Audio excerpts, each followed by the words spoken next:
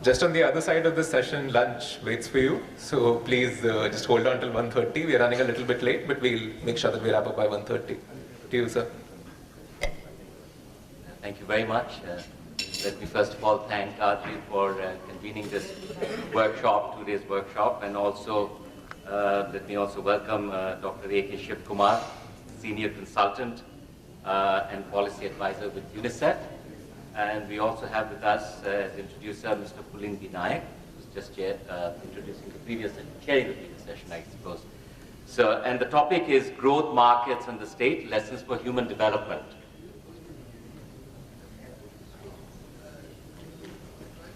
Okay, wonderful. So I would, with further ado, request Mr. Pulin to give an introduction to this topic, and then we request Dr. Shiva Kumar to start his presentation. As has been mentioned by the organizers, we have just about an hour, so please bear with us. Lunch will be served at 1:30. So over to you.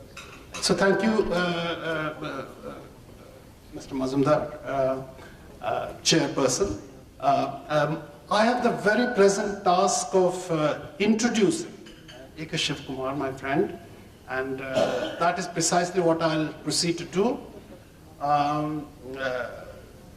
A.K. Shiva Kumar is a development economist of substantial presence in India today. Let me make that statement first off, and then I'll briefly say something more about his training and his present situation right now. Born 1956, development economist and a professor of development economics also. He teaches various courses at Harvard University, Indian School of Business, and I believe Young India Fellowship also. He works on issues related to human development, poverty, health, nutrition, basic education, rights of women and children. I think this is known to this particular group, but still, nevertheless, this is something worth recording. Presently senior consultant and policy advisor to UNICEF India, and was till recently director of IC4HD. IC4 as in number 4, HD, so International Center for Human Development. Professor at Harvard Kennedy School of Governance and Ashoka University as well. He's received the MacArthur Fellowship, Mason Fellowship, and this is important, Certificate of Excellence in Teaching from Harvard University. So that's very important. A regular contributor to UNDP's Human Development Reports, etc. And he was educated in Bangalore, PA in St. Joseph's College, etc. Then later masters also, then IIM, Ahmedabad, MBA. And finally his PhD was from Harvard University. He wrote his PhD under Amartya Sen, and the thesis title was Maternal Capabilities and Child Survival in Low-Income Regions on an economic analysis of infant mortality in India in the year 1992. Written several books, I just mentioned just two of them. One recently, Handbook of Human Development, that was in the year 2009, Oxford University Press. Earlier on, Gender Equality and Political Participation. So I think everyone will agree that we are all eagerly waiting to hear A.K. Shiva Kumar, and he's going to speak on growth, markets, and the state, lessons for human development. So Shiv, on to you. Thank you very much, Pulin, for that introduction.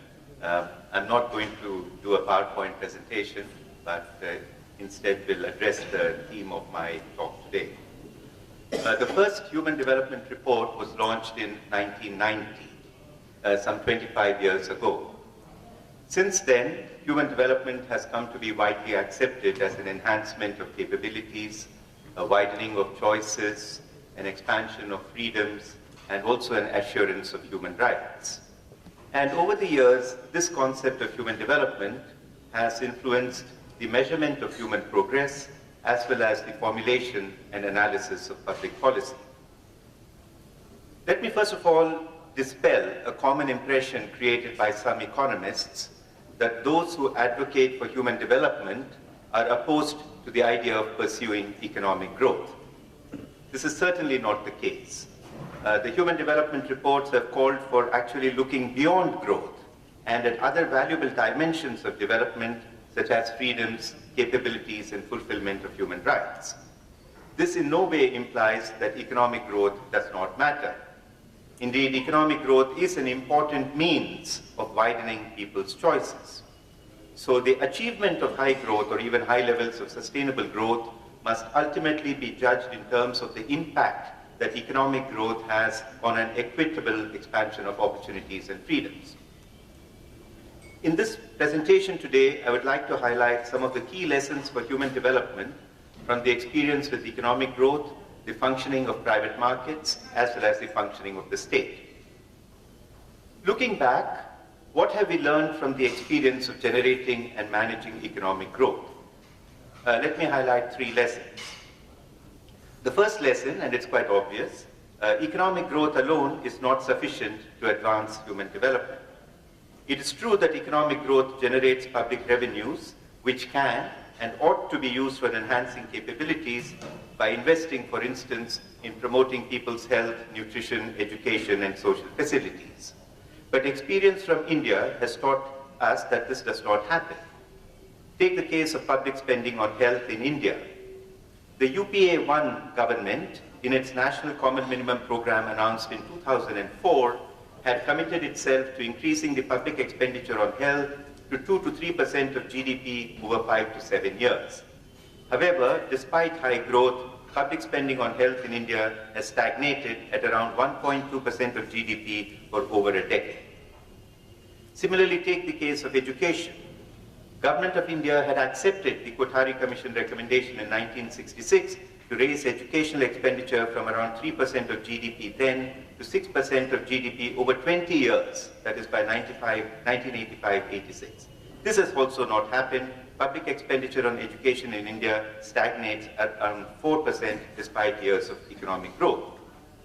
Particularly distressing, and I want to flag this, that at least on paper and to a reasonable extent in action too, the UPA government seemed more committed to socialism than the present government does. And even under the UPA regime of 10 years, we did not see substantive increases in allocations to social sectors.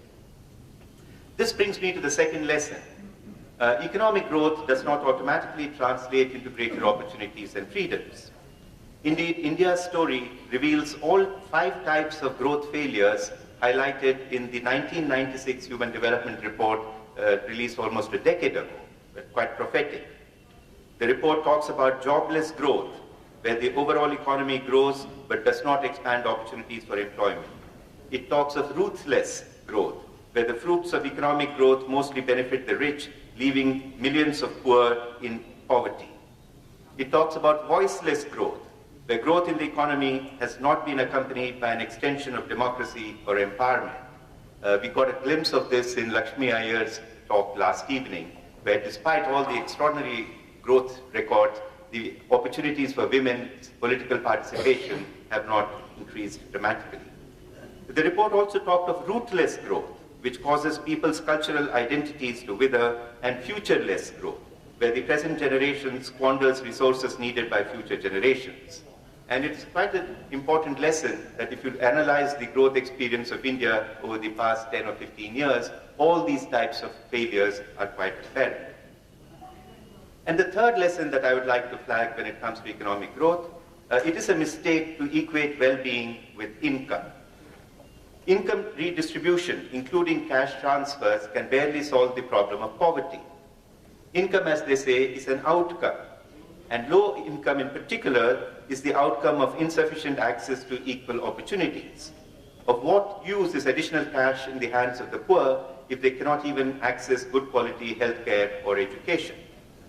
On the contrary, equating well-being with an enhancement in the quality of life highlights the importance of many other critical factors, such as ensuring public accountability, extending the reach of quality healthcare, improving the quality of education, and ensuring public provision of safe drinking water as being central to development. These other factors are not just a matter of growth or income redistribution. Let me move to the second part of the presentation. Looking back, what have we learned from the functioning of private markets?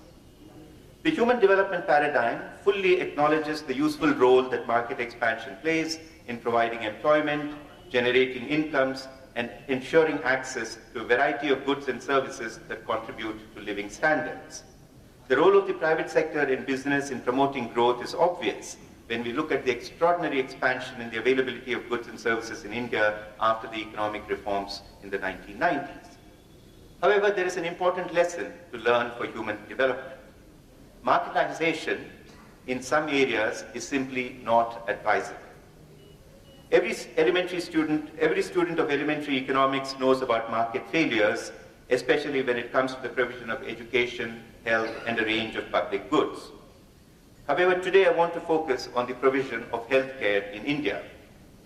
It is well known that private profits and public welfare do not always overlap when it comes to the provision of healthcare. People's ability to pay cannot guide priority setting in health, given the public goods character of healthcare and the interdependencies involved. Informational asymmetry is widespread, as patients generally tend to know much less than the doctors about what they are suffering from and what the best treatment is for them. There is more than sufficient evidence to show that when this is the case, patients get severely exploited and fooled by profit-seeking private providers. This happens, as we know, not just with the poor, but with the affluent too, who have a higher ability to pay. Other issues relating to decision-making within the family tend to result in the neglect of the interests of women and children. For instance, we know that when the costs of medical care are high, discrimination in accessing health care sets in, with boys and men getting preference over girls and women. Against this comment on the limitations of the market, let me highlight some features of India's health performance and health systems. India's achievements in health are far from impressive. I'm not going to burden you with a lot of numbers and statistics. I think we've seen some very good presentations, so I'm going to skip the data presentations and just focus on the message. High burdens of infectious diseases, reproductive and child health problems, and nutritional deficiencies coexist with a large and growing burden of chronic diseases.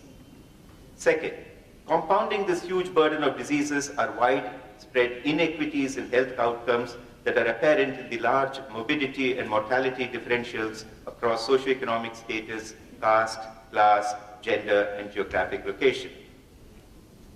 Third, despite enjoying more than 2 decades of economic growth and the launch of several new initiatives in health, we have shown progress, but the reality is that India has fallen behind, with the exception of Pakistan, the rest of the countries, even in South Asia. This was not the case in 1990 when we started with economic reforms, when India's life expectancy at birth was lower than that of Sri Lanka and the Maldives, but higher than the rest of the neighboring countries. That India's income is higher and the growth rates have been much higher than some of the countries like Bangladesh and Nepal is also indicative of what I've been saying, that mere growth does not translate into improvements in people's lives. The fourth feature which is important to recognize is that the public sector has grown enormously since independence to include thousands of health sub-centers, primary healthcare centers, and community hospitals. In many rural areas and also in several urban settings, the public sector is often the only source of any credible medical care. Top-end government-owned hospitals also offer world-class allopathic care at affordable prices. But the reality is that though treatment is almost free, except for some minor user fees, in 2014, less than 30% of outpatient care and less than 40% of inpatient care was in the public sector. The reasons are not difficult to guess. As we all know, the underfinancing or underfunding of the public health system has meant that most public sector facilities tend to be understaffed, under-resourced, overcrowded, and poorly managed. Location at a distance, inconvenient timings, poor quality of services, high absenteeism, inadequate supervision, and the callous attitude of healthcare providers also tend to discourage many people from accessing public facilities even for outpatient care. The poor quality in the public sector is further compounded by rampant corruption at all levels of the public sector. Huge scandals involving corruption in medical entrance examinations at state and national levels have been highlighted. In fact, the case is still going on in Madhya Pradesh, which has affected the lives of several thousands of students. Corruption and crime also seem to go hand in hand in the health sector. For example, top politicians and bureaucrats, including medical officers, are reported to have siphoned off close to 100 billion rupees from the National Rural Health Mission funds allocated to Uttar Pradesh. Between 2010 and 2012, 2 chief medical officers and 2 deputy medical officers linked to the scam were murdered or found dead. The consequence of the insufficient reach of the public sector has been the growth of a massive, heterogeneous, and mostly unregulated private healthcare sector. Sometimes I wonder how much more private can the health sector become in India. From 8% in 1947, the private sector now accounts for 93% of all hospitals, 64% of all beds, and 80 to 85% of all doctors. Between 2002 and 2010, the private sector contributed to 70% of the increase in total hospital beds across the country. And we also know that the use of public services has decreased sharply with the increase, it decreases sharply with increase in wealth quintile classes, both in urban areas and rural areas. Thus, people who are poor are still heavily reliant on public health facilities and are therefore most affected by the unavailability of quality services in the public sector. Left with no choice, private practitioners are now the first point of contact in both rural and urban areas for many ailments. Like I said, the private sector in health is very heterogeneous and highly fragmented. And what is the quality of care that you get in the private sector? Professor Amartya Sen says that when it comes to the private sector in health, the plight of the Indian is someone who is caught between quackery and crookery. A substantial proportion, and in some cases even the majority of private providers are quacks. They tend to be unqualified or underqualified. For example, a study in rural Madhya Pradesh found that only 11% of the sampled healthcare providers had a medical degree. And only 53% of providers had completed high school. And this is not an exception. The similar studies done on the basis of census data shows that even in Punjab and Haryana, this is the story. At the other extreme of the private sector, thanks to government incentives in the form of tax exemptions and subsidized land allotments, business houses have set up large corporate-funded hospitals focusing on specialized services. With few exceptions, the quality of care in the organized private sector also remains suspect. Given the virtual absence of regulations, overdiagnosis, overtreatment, and maltreatment are common. Many private practitioners dispense substandard and counterfeit medicines, prescribe unnecessary drugs and tests, avail of rewards for referrals, and manipulate hospital admissions and length of stay. Despite this knowledge, it is worrying when Indian policymakers seem to be attracted by the idea that private healthcare properly subsidized or private health insurance subsidized by the state can meet the challenge of universal health coverage. Let us look at health insurance for a minute. Insurance schemes have proliferated in the past decade. By 2010, nearly 20 central or state-sponsored schemes have been introduced, covering close to 25% of India's population with varying levels of financial protection. For instance, the Rashtriya Swasthya Bima Yojana, RSBY, launched by the central government in 2007, offers to cover hospital expenses of up to 30,000 for a family of 5 members living below the poverty line. By October 2015, more than 36 million families in the unorganized sector were enrolled with RSBY. One cannot deny that these health insurance schemes have increased access to health care for people who are poor. But this is not sufficient justification for using private health insurance for expanding access. Everyone knows that there are serious incentive incompatibility problems. The interests of providers, consumers, and insurance companies are simply not aligned to maximize benefits to consumers. Such insurance companies tend to perpetuate an inefficient use of scarce financial resources, as the tendency in the system is to deny use by insurance companies, encourage overuse, induced by the medical practitioners, and promote misuse due to the moral hazard problem. I cannot forget a presentation made a few years ago by Oriental Insurance. It's a state insurance company that had won the bid for implementing RSBY in Kerala.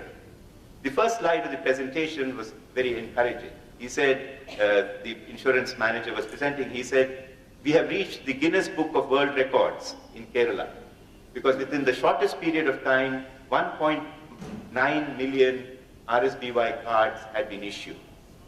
The second slide. This is a bleeding portfolio. We are desperately hemorrhaging because the payout ratio is 169%. So I asked him, but why is it so high at 169% when in most of the other regions you find it's about 3%, 4%, and so on and so forth. And he had the honesty to say there are two problems with Kerala. First is everyone is educated, and so they're fully aware of such schemes. And the second is they are very aggressive. They know that if they have an entitlement, they will fight for the entitlement and get it. So you can imagine the success of these insurance schemes largely depends on how hidden you keep it and how difficult you make it for people to claim their entitlements. Going back, emerging evidence on these health insurance schemes indicate the limited effect on financial risk protection because of relatively low coverage limits and exclusion of expenditure on drugs, outpatient visits and investigations, which account for a large part of healthcare expenditure. We also need to question the ability and motives of profit-seeking insurance companies, regardless of whether they are in the public sector or the private sector in India, to advance human development. Let me give you an example. Last year, the Fair Trade Regulator, the Competition Commission of India, CCI, levied a penalty of 671 crores on 4 state-run insurance companies, National Insurance, New India Assurance, Oriental Insurance, and United India Insurance, for indulging in anti-competitive practices. The order followed a probe by CCI into charges of cartelization by the 4 public sector insurance companies in rigging the bids submitted in response to the tenders floated by the government of Kerala for selecting insurance service provider for RSBY. The fact is that nearly every country in the world which has achieved anything like universal health coverage has done it through the public assurance of primary health care, whether it's in Europe, Canada, or much of East Asia.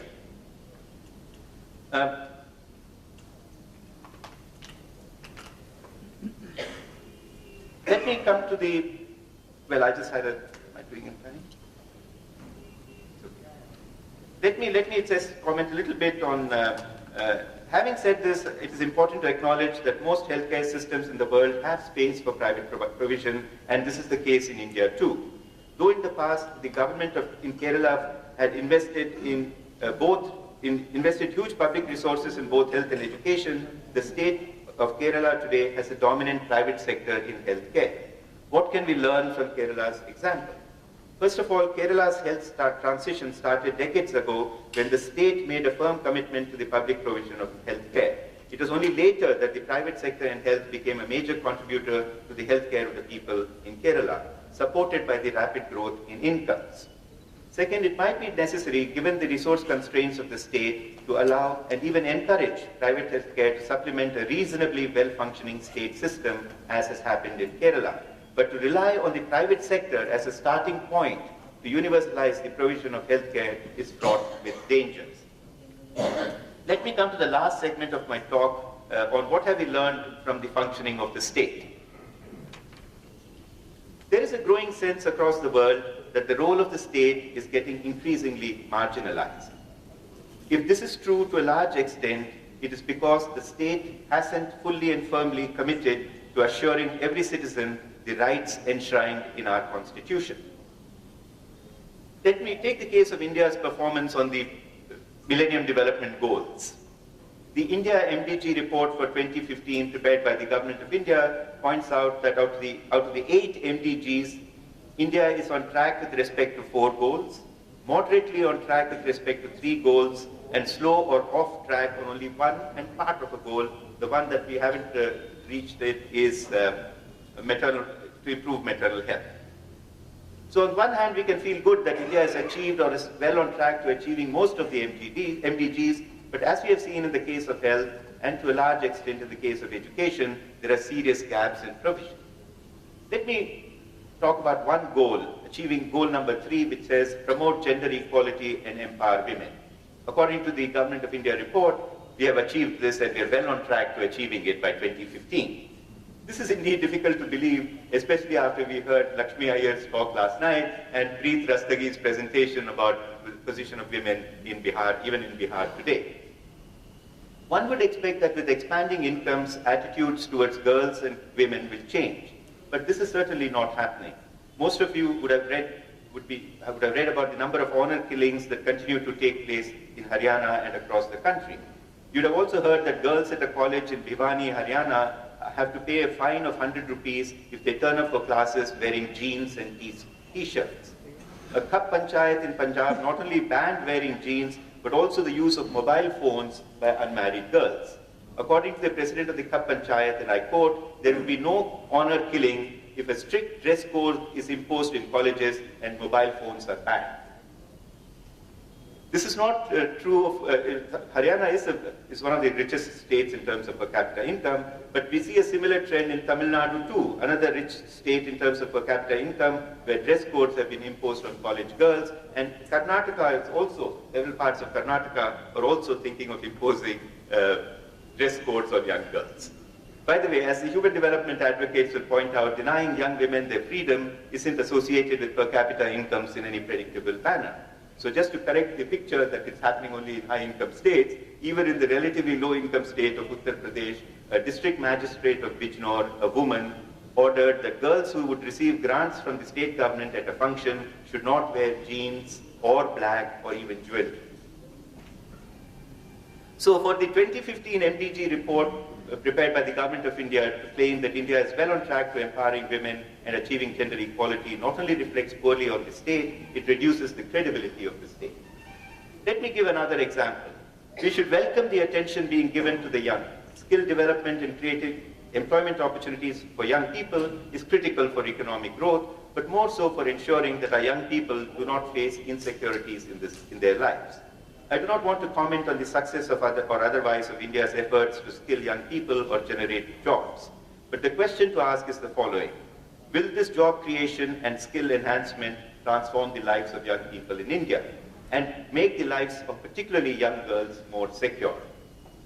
Let me draw your attention to the findings of a survey that was conducted in 2006-2007 called Youth in India. 51,000 young people in the age group of 15 to 29 years were surveyed in 6 states, roughly covering 40% of the country's population. It has a number of chapters in it, but one striking figure which I found, especially when I was looking at this whole issue of measuring progress through happiness. I've also worked in Bhutan and had a lot of discussions on the gross national happiness and so on. One of the figures is fascinating in this youth survey. 95% of young women and 97% of young men reported that they were reasonably happy to very happy in their married life. But if you go behind these numbers, you also find that 47% of young women were very scared or unhappy on the day of their wedding. Now,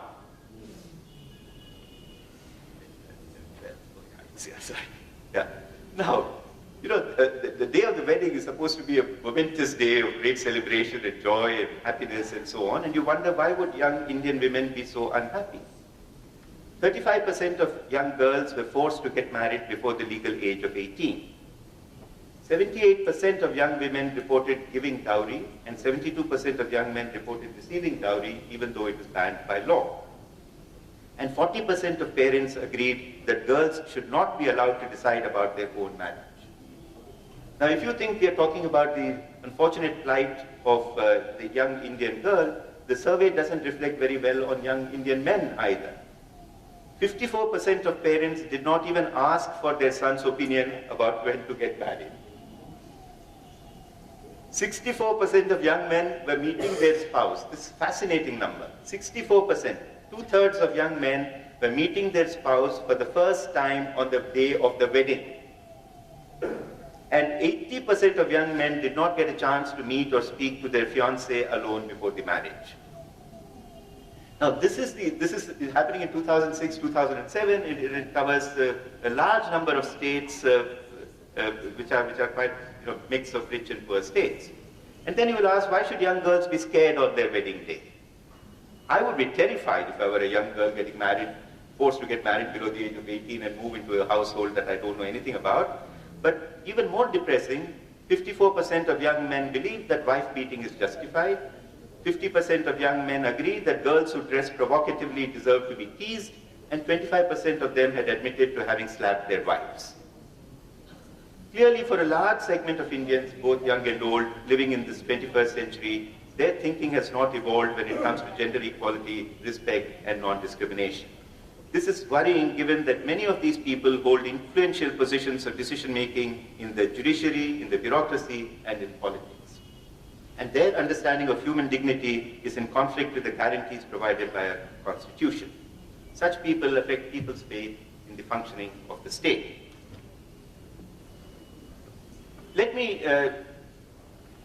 The second point I want to raise about the functioning of the state has to do with cash incentives and cash transfers, which are becoming increasingly popular, but in many instances, they are hardly the solution to the social transformation in society that we are looking for. Let us take the case of cash incentives in India's family planning program. Whether you call it compensation for lost wages or a cash incentive for getting sterilized, paying cash to acceptors of sterilization is simply not a good idea. At some level, paying women cash to undergo sterilization is adding insult to injury. Many poor women opt for sterilization only because they have no choice, given they have so little control over their own fertility decisions. Today, besides the person who agrees to undergo sterilization, everyone in the chain gets paid. Money paid to the acceptor is called compensation for lost wages, but I wonder why 200 rupees is paid to the Asha. Isn't that a cash incentive? Why does the surgeon get 250 rupees for doing one operation? The nurse gets rupees 30, the operation theatre helper gets paid rupees 30, the clerk maintains documents gets 20 rupees, and the chaiwala also gets cash, because 10 rupees are provided for refreshment. Now, why would all these people get additional payments for tasks that are part of their job description? In this regard, is this also some form of compensatory allowance? By the way, there's another interesting aside to this. Male sterilization is only 1% and female sterilization is 37%. How do you correct this gender disparity in rates of sterilization? And at a meeting of the National Rural Health Mission, of which I was a member of the mission steering group, the minister said that we can sort this problem by increasing the cash incentives given to men. So men now get 2,000 rupees and women get 1,400 rupees for undergoing sterilization. And I was very amused. I said, Mr. Minister, I don't know why men don't get themselves sterilized. It has something to do with their notion of virility and manhood. If 2,000 rupees is the tipping point, not 1,900 but 2,000, then I must say that Indian men have sold themselves out very cheap. It is particularly problematic when doctors get incentivized and their earnings are linked to sterilization targets. On November 8, 2014, many of you would have read that a surgeon in Bilaspur conducted laparoscopic pubectomies on 83 women in a space of 90 minutes. It works out to less than 45 seconds per patient. And it's not surprising that 13 of these women tragically died. Another contemporary fad is for state governments to offer cash incentives or conditional cash incentives to change mindsets. For example, cash incentives are being offered by many state governments to reduce female feticide and infanticide, reduce child marriage, raise the status of the girl child, and so on. The International Center for Research on Women has recently completed an evaluation of the CCT program in Haryana called Apni Beti Apna Dhan, which was established by the government of Haryana between 1994 and 1998 to improve the status of girls. The scheme provides a bond worth 25 rupees in the name of girls who are enrolled by their families at birth. The program is targeted at low-income and lower caste families. The girls could cash in the bond at the age of 18 if and only if they remain unmarried. In 2012, the first group of beneficiary girls who enrolled in 1994 turned 18, providing ICRW a unique opportunity to find out whether economic incentives increased the value of a girl and therefore delayed marriage and allowed her to stay in school longer. You will not be surprised, the evaluation concludes that uprooting deep-seated discriminatory norms around girls and marriage that systematically deny them their freedoms requires more than just a simple cash transaction. Based on ICRW's evaluation of other initiatives, it requires sustained multi-sectoral interventions that change attitudes and aspirations for girls. Despite the program's intent, the study showed that securing a good marriage remains the highest priority of a family for girls.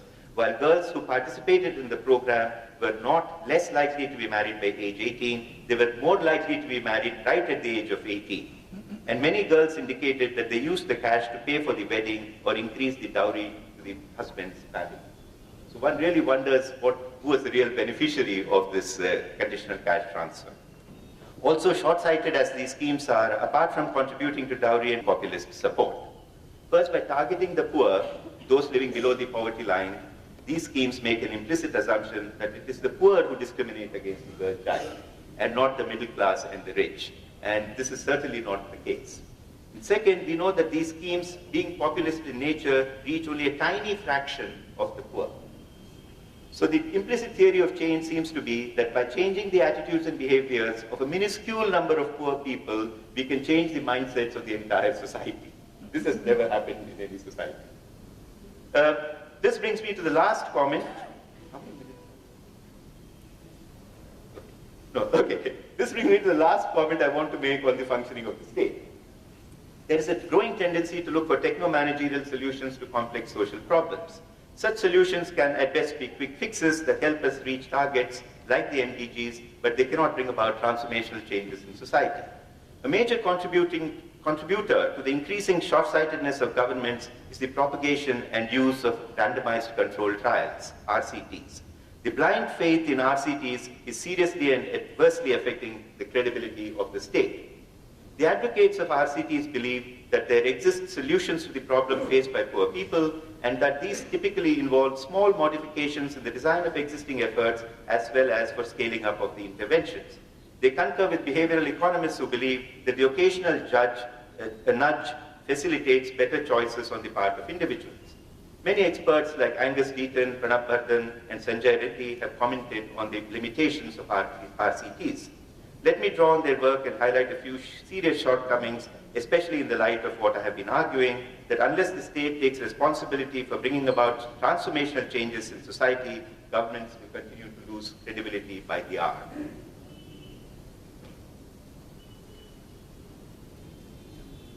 One, RCTs are typically small and localized. The implicit assumption is that interventions that work in one place can be expected to work everywhere.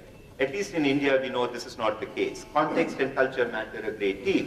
By reducing everything to a linear engineering cause and effect relationship, RCTs completely ignore the importance of the macro context, gender relations, history, culture, politics, or for that matter, the functioning of institutions and the practice of democracy.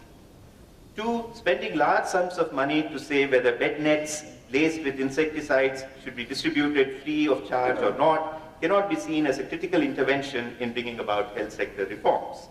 Similarly, finding out whether 2 school teachers in the classroom are better than 1 might not be able to significantly improve the quality of education or guarantee better learning outcomes. 3, even if the RCTs tell us what works, they say little about why it works. Even within the control group, since the method compares averages, it is difficult to say why an intervention works in one village and not in another. 4, Pranab Bardhan has pointed out that for many important policy issues, RCTs are not very useful.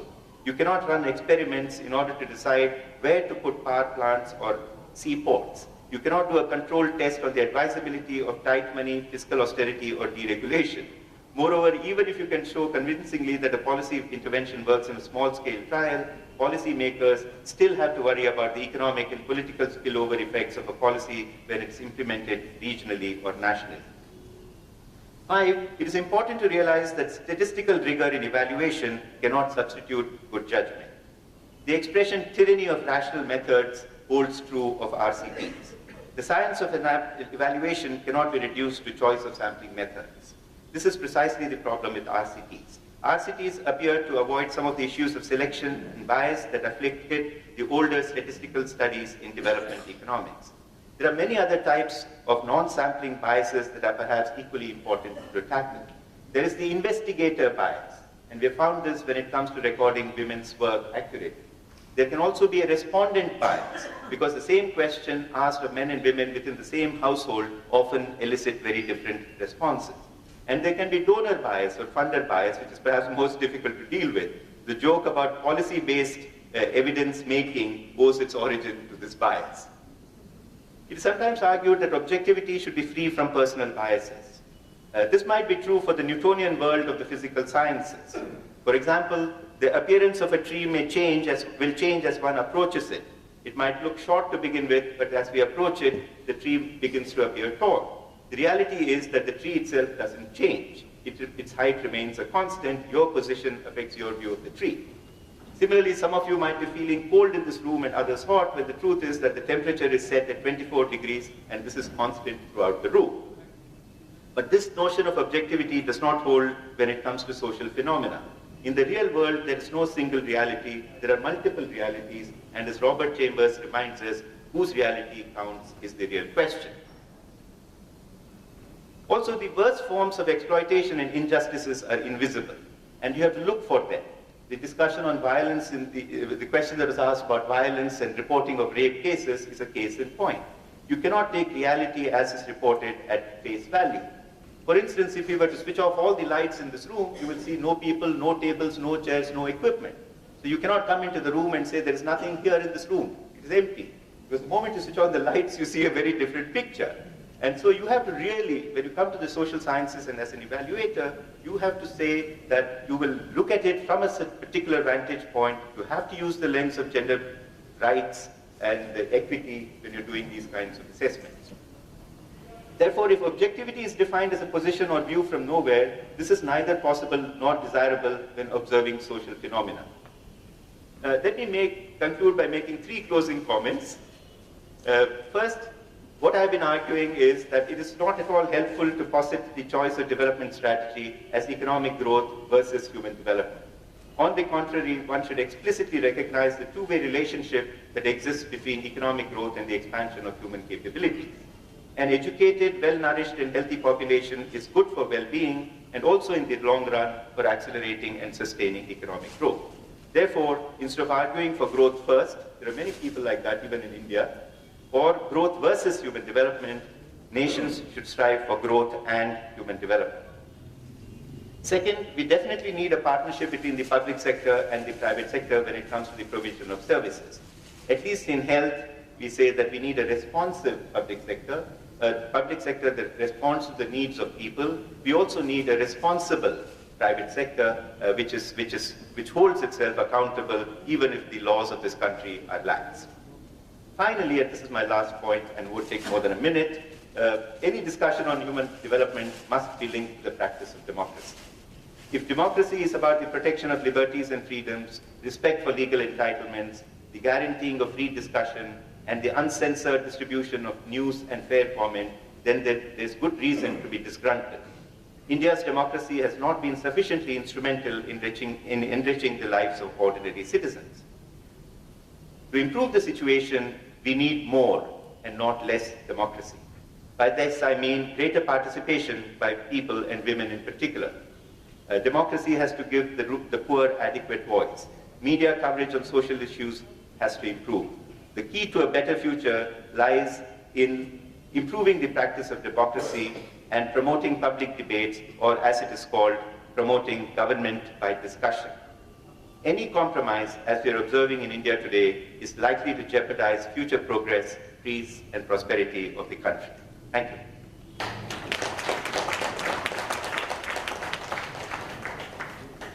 Thank you very much, Shiv, for that excellent presentation.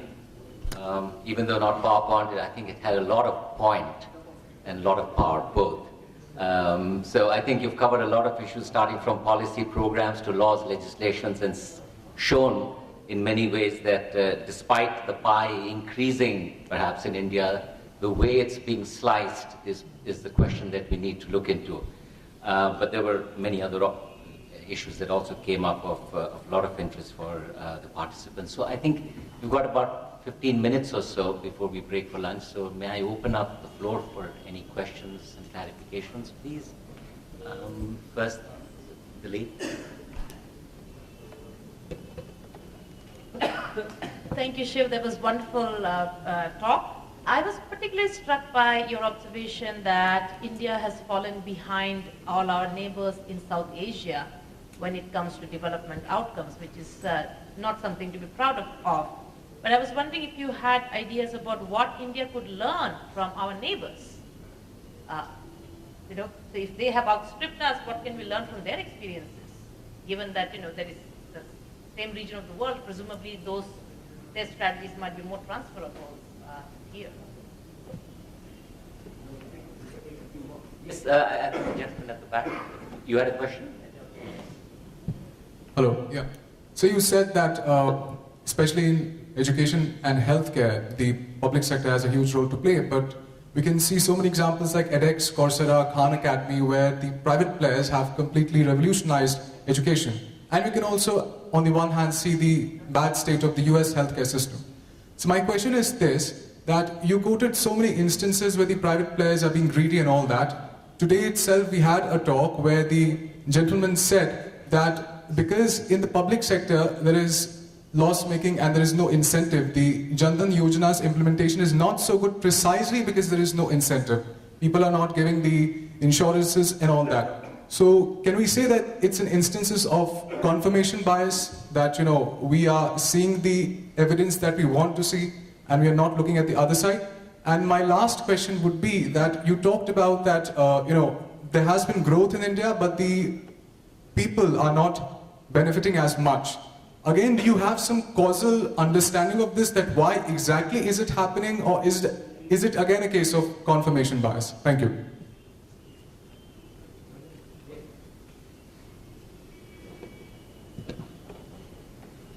Professor Kumar, it's excellent presentation of the status report in India. But I have two pointed questions. One, is it the kind of situation which is very depressing and disappointing? Is it because of paucity of funds with the government, or the political agenda and lack of political will and governance deficiency? That's my first question. Second, insurances cover health cover and public funded health cover. In US, I learned insurance health cover is working very well. I don't know, some people say it is nexus between doctors, insurance and whatnot. In India, out of the two, which would you recommend? Thank you. I'll make the answers very brief because these are all very profound questions, all of which might take a whole seminar. Let me start with the last one on the paucity of funds or the lack of political will. I think the paucity of funds is not a well-made statement, at least in India. In fact, when we were arguing for universal elementary education, the argument given ever since was we don't have any money, we don't have any money, we don't have any money. And those the advocates of elementary education would say, if you think education is expensive, try ignorance. That is the kind of argument. In the last 10 years, the National Rural Employment Guarantee Act was enacted. They found the money for it. And in the first meeting of the National Advisory Council, when we met Prime Minister Manmohan Singh, the first question Prime Minister Manmohan Singh asked is, where are we going to get 40,000 crores for Narega? And that is not an economics question. That is a political question. And I was sitting there and wondering to myself, here is a person who has been the finance minister, he has been the governor of the Reserve Bank, and is now the prime minister of my country, turning around and asking someone like me or like any one of us, where will he get the money from? If he doesn't know where to get the money from, how will any of us advise him? So it is all about political priorities and what the issues are. I completely agree with that question.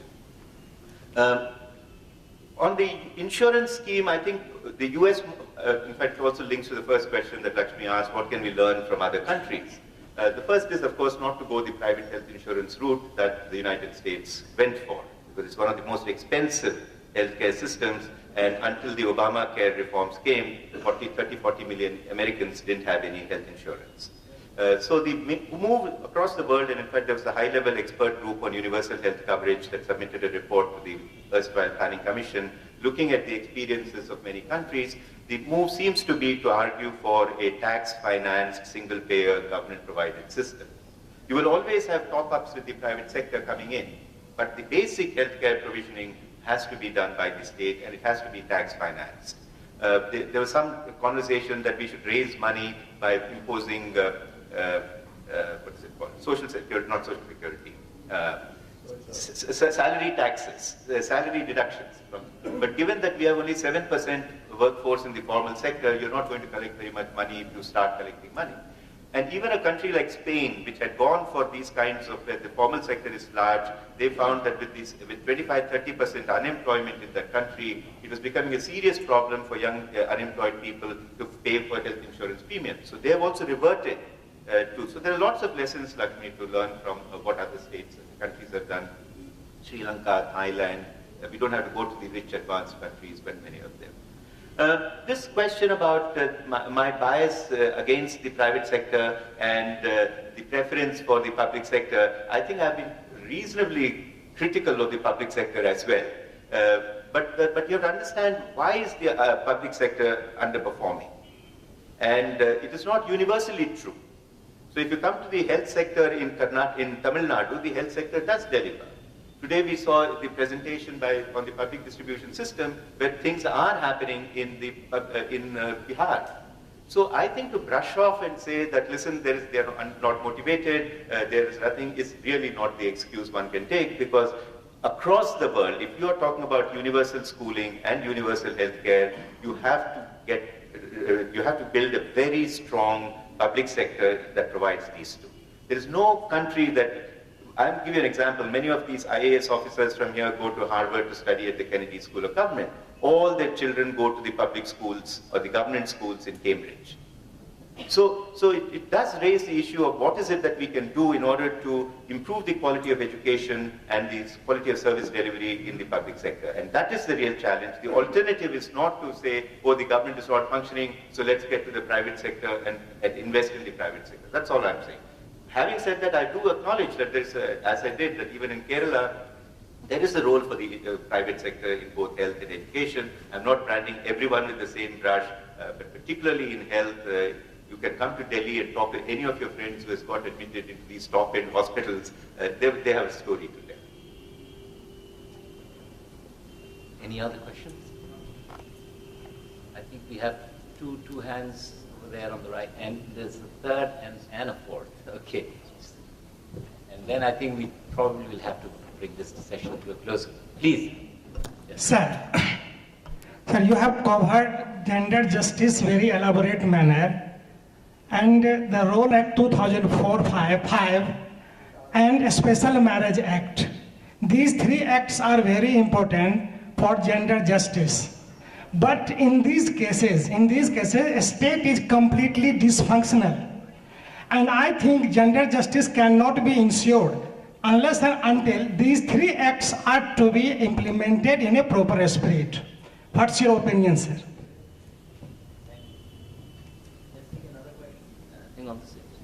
Yeah. Hello, sir. My name is Bhaskar. You have highlighted the issue of education, healthcare, and other issues for inclusive growth and development. I just wanted to know about your views on decent work and informal employment for inclusive growth and development in the whole capabilities framework. Thank you.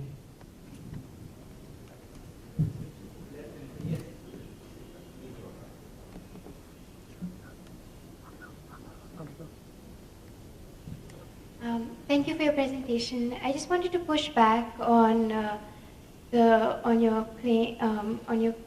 argument that the public health sector should be providing services. So if we've seen in India, the public health sector has repeatedly failed to solve absenteeism, quality of care, etc., etc. How long will we keep expecting it to provide care? And I'm comparing this to either financing care or just having a regulatory function and giving up on the provision of care.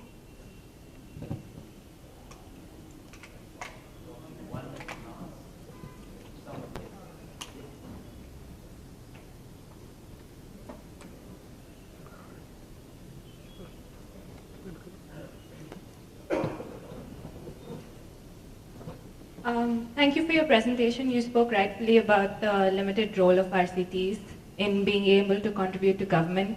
Can you maybe suggest alternatives or avenues for research that would actually be helpful?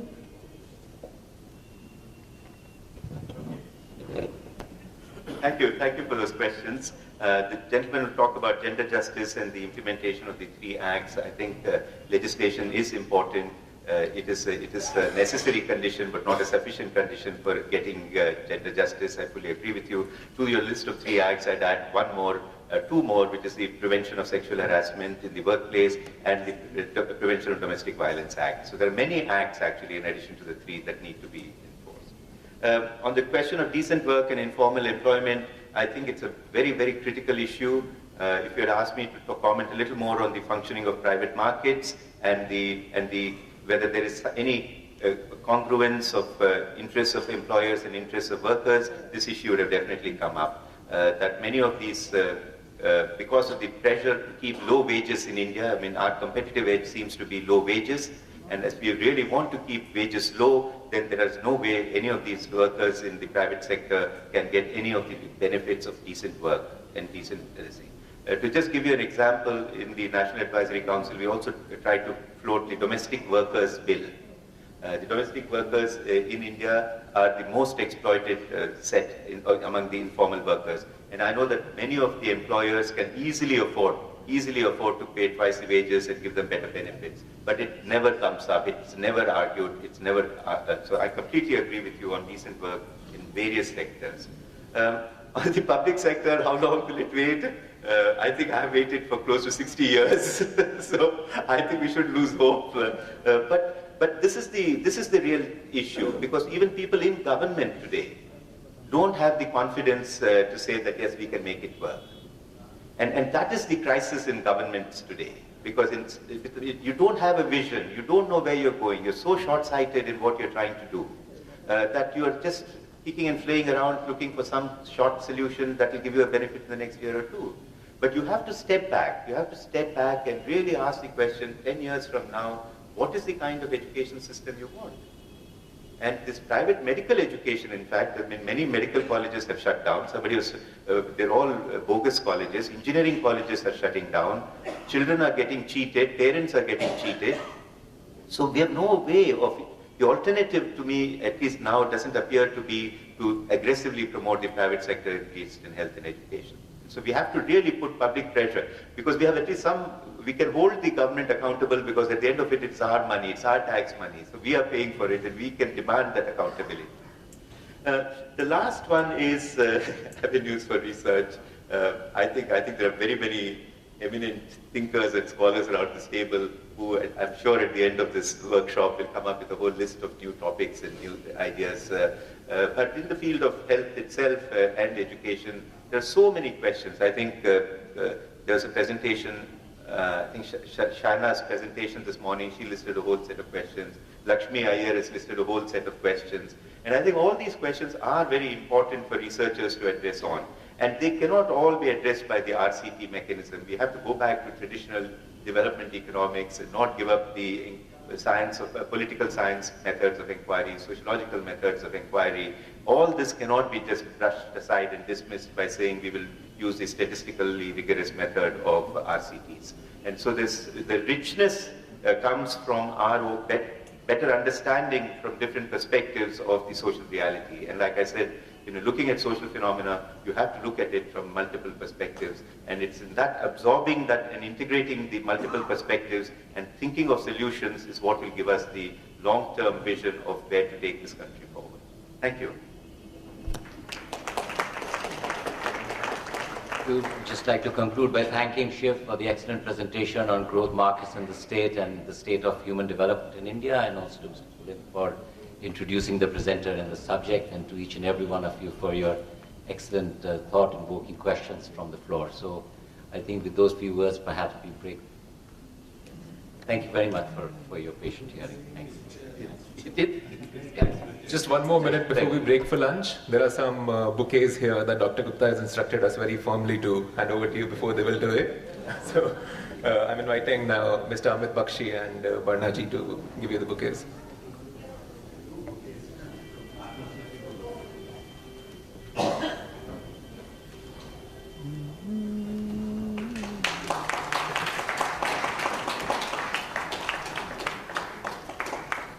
There are also some mementos for you that Dr. Sunita Lal will now hand over.